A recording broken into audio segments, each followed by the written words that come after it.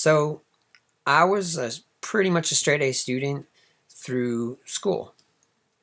School was like a game to me. I knew that there were some rules, and if I followed the rules and I turned everything in on time, then I was going to receive a grade. Most of it seemed like, looking back on it, that it was probably based a lot on just like completing stuff. But I came in with the impression that I was fully prepared for college. As I headed off to college and I began taking placement exams and things like that, I realized how underprepared I was when the college was asking me to retake the lowest level of math that they offer for no credit. And I was like, I was in calculus. I don't understand how this worked. So I ended up testing out of that, but that underpreparedness for college made me really start to think about what grades represented as I went back and became a teacher myself. So when I became a teacher, I started looking around like, how can I make my grades more accurately reflect what students learned in class as opposed to do in class? I knew whatever I did in class had to be backed by research. It couldn't be just based on my hunches. So I began to dig into articles and stuff by Doug Reeves, by Bob Marzano, Rick Wormley, and many more. And that research eventually led me to SBG. It didn't lead me towards the traditional style of grading that I had adopted when I first started teaching. Standards-based grading is what it led me to. So that question I was asking was, how could grades better reflect student learning relative to learning goals? Now, when I explain this to my students, I explain it to them in terms of a doctor. So when you are not feeling healthy and you're not feeling well, where do you go? You go to the doctor. So when you go to the doctor, the point of the doctor is to try to diagnose you and figure out what's wrong and get you back to health. And so they do this by taking measurements like your temperature, your weight, your blood pressure. They might even take some blood work. And they take all of this information in and they compare it against baselines. They compare it against things that they know to be healthy so that they can figure out the areas where you might not be healthy and then take the necessary steps in order to get you back to health.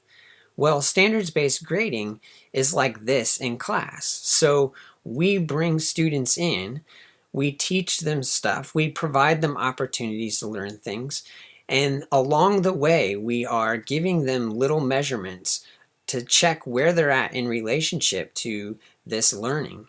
So in my class, we use Google Classroom to do this, and it's a conversational style assessment. So I will post what I want the students to respond to, and the students get on and they respond back.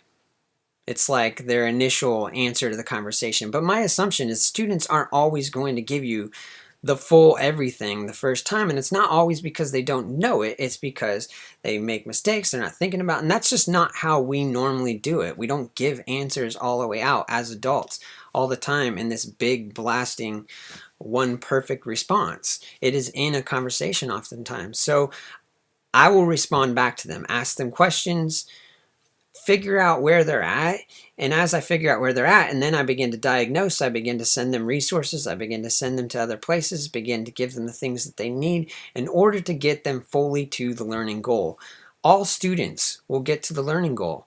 All students will continue to, as long as they keep working with me and as long as they keep having a conversation with me, we will get to the learning goal together, just like a doctor is attempting to always get you to health. Now, they can't always get you there, and some people it'll take longer and some people it will take less time. It depends on what is going on in everybody's situation. So this changes not only the way we're doing assessment, but the focus of assessment. So the focus on the assessment is, did the student learn what they were supposed to learn from class? And if not, it's a means of assessment for learning so that we can progress them forward. And what you see in the grade book then becomes a measurement of where the student is at relative to the learning goals, or standards-based grading.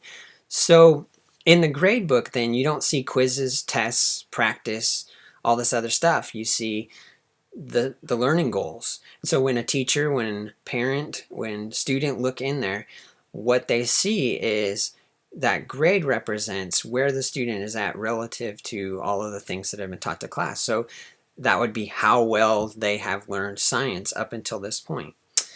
This style of assessment and grading led me to ask lots of questions about what we're doing in the classroom as educators to prepare students for life beyond us.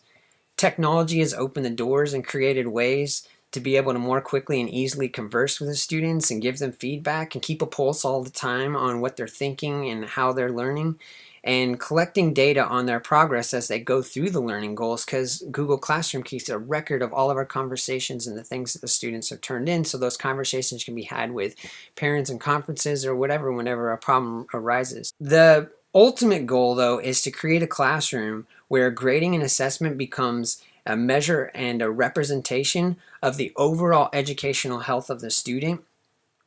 And we want to shift the conversation away from a set of points of how do I get an A and how many points does it take to get an A, to how close am I to understanding and applying what I'm learning in class. It's the focus on getting students educationally healthy instead of a focus just playing the game. Thank you.